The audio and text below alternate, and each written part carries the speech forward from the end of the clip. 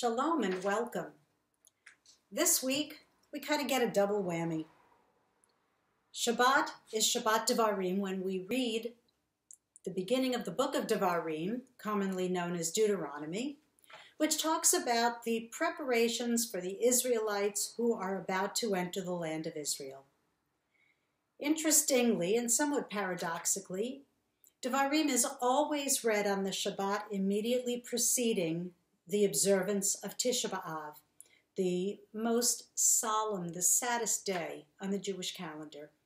It marks the destruction not just of one temple, but of two Beit Mikdash, holy temples in Jerusalem. And not only that, the temples were destroyed, but the people were sent in exile. Communities were decimated. Our way of life was totally uprooted, and our connection to the land for many years was lost. This year, Shabbat ends and Tisha B'Av begins. So there are a lot of questions. It's somewhat ironic that here we are in 2018, 5778 on the Hebrew calendar. Jerusalem is a rebuilt, vibrant city. The land of Israel is no longer dependent on agriculture for its economy. It's a huge high-tech giant. So we have to ask ourselves, is this fast still meaningful? Should we still be mourning the destruction of the temple when we can sit in synagogue here or even in Israel, in Jerusalem, and see everything going around? Every generation thinks it has invented new things, but interestingly enough, this is not a new debate in the Jewish community. In fact, the prophet Zechariah, who was prophesying in the land of Israel after the first temple had been destroyed and the second one was rebuilt, and people came to him and asked him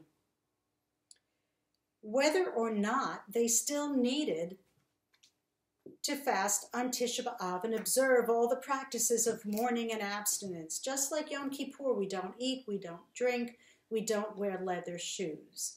But differently from Yom Kippur, we do go about our daily activities.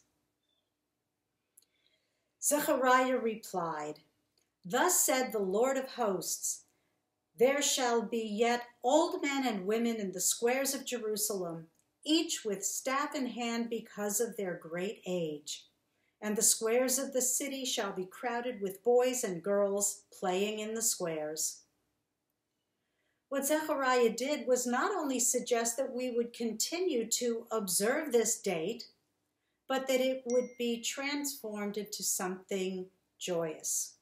Just like the psalm says, that you turned my sackcloth into robes of joy, my mourning into dancing. Tisha B'Av survived this early challenge to its permanent observance, but over time it also became strengthened as a focal point for many other calamities that befell the Jewish people, such as the expulsion from Spain in 1492, and even in the Mishnah, which was codified in the year 200 of the Common Era. They had already identified several things that had to do with the date of the 9th day of the month of Av. In our time, none other than Rabbi Yitz Greenberg has wrestled with this question in his book, The Jewish Way, Living the Holidays. And he asks, what happens to Tisha B'Av in an age of fundamental reorientation when the tide of Jewish history turns from exile to rootedness, from sorrow to increased rejoicing? Is there still meaning to days of remembered grief and defeat? It's a good question, one that I will leave for you to consider and grapple with and perhaps answer for yourself. If Tisha B'Av is not part of your observance, I encourage you to think about how this day might be made meaningful for you. And if you do observe, I wish you all first a Shabbat Shalom and a Tzom Kal, an easy fast.